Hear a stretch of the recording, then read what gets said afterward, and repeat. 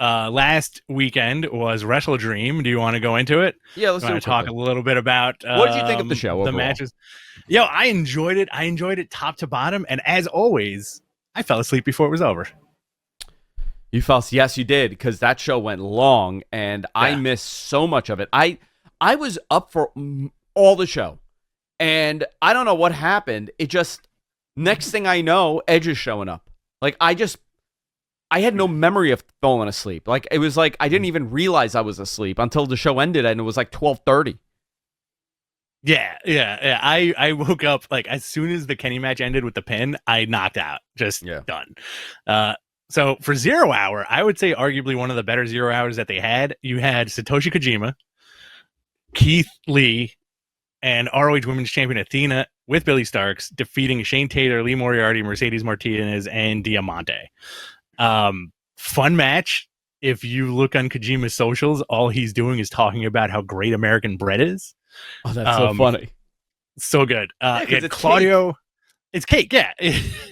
Claudio with John Moxley defeating Josh Barnett. Very cool. Very, very cool. I'm surprised that they put this on 0 Hour. This could have definitely been on the main show. Yeah, I think that they could have built this a little bit better, but I thought it was really cool. I like Josh Barnett. It was cool to see him wrestle Claudio. He cut a promo at the end, like kind of like it felt like he's around. I can't remember the last time he had like an actual match other than the Bloodsport stuff. Yeah, same here. MG, do you know offhand when that was? Because it must have been after his stint in New Japan, right? Doing commentary? I don't even remember if he had a match after that. I think they were going to do something with was it Jay White? It might have been Jay White. And he never did it. And they never did it. Because he was defending Jim Ross when Jim Ross was doing commentary for him. It was the Jay White versus Juice Robinson match, right? Yeah. Where Jay White or somebody gets thrown into the announce table and Jim Ross got like a little effed up and he got like a little pissed off at them. Josh Barnett got in the ring and just stared him down. Right. Yeah. Luchasaurus defeated Nick Wayne, was also on the pre-show. The Acclaimed and Daddy Ass defeated the Mighty Don't Kneel, Shane Haste, Mikey Nichols, and Bad Dude Tito to retain the AEW Trios title. Very cool that you had the full Mighty Don't Kneel on the show, including Zack Sabre Jr. What's up? Very cool. Let's go into the main. Go ahead. Before you do, I just wanted to ask you guys how did you feel about Moxley on commentary? Because that was a big point of contention during the night. A lot of people were praising it. Loved it. Loved it. I thought it was fun. Mm-hmm. Good job. The swear jar is getting over.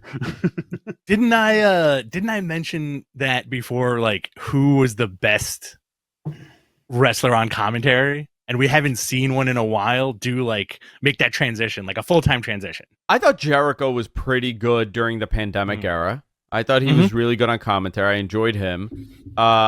Danielson generally is good on commentary. I loved Punk when he did it in WWE. See, I never saw it. I saw people talking about it. I never saw it. See, I dug Punk also. I thought he was good on comedy. I think Moxley may blow everybody away. Imagine 10 years from now, Moxley's in a suit and he's doing color for AEW. Oh man, that'd be fantastic. Moxley like real straight up play-by-play. Like he's the new JR basically. He's the new Jim Ross? Yeah. He's not doing color. He's doing straight commentary. Just like I think he would do arguably a better job than everybody else. Him and Excalibur, forget it. Oh, I think that'd be great. Main show, MJF defeated the Righteous. I'm going to go through this because I'm sure you guys have heard this from 1,000 other podcasts. Eddie Kingston defeated Shibata. Chris Statlander defeated Julia Hart. The Young Bucks defeated the Guns, Lucha Bros, Hook, and Orange Cassidy. Swerve defeated Hangman Page. Ricky Starks defeated Wheeler Yuta. Bryan Danielson defeated Zack Sabre Jr. in one of my favorite matches that I've ever seen in my life. Dave gave this a 5.5. This is exactly what I like. That dragon, that corkscrew, that he did looked so freaking painful.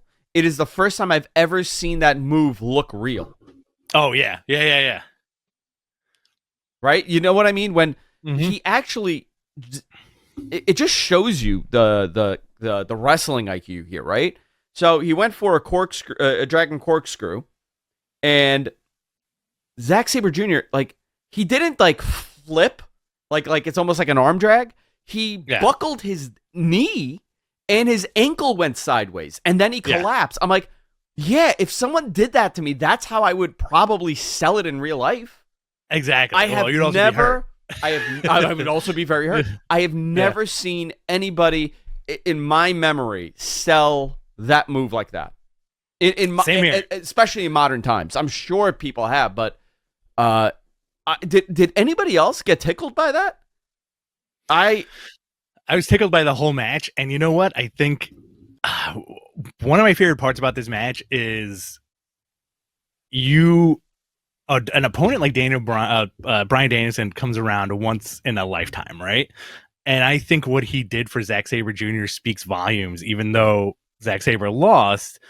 I think the message that Danielson was sending him was, step up the intensity. They did great. I thought listen, Danielson's my favorite wrestler, probably becoming my favorite wrestler of all time. Wow.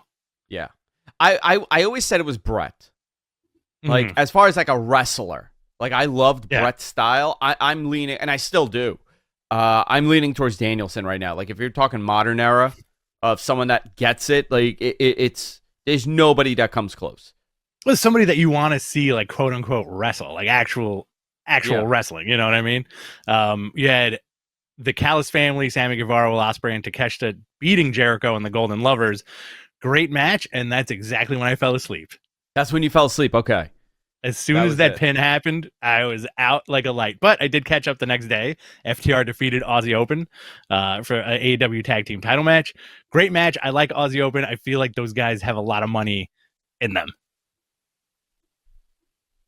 And I hope they get a title.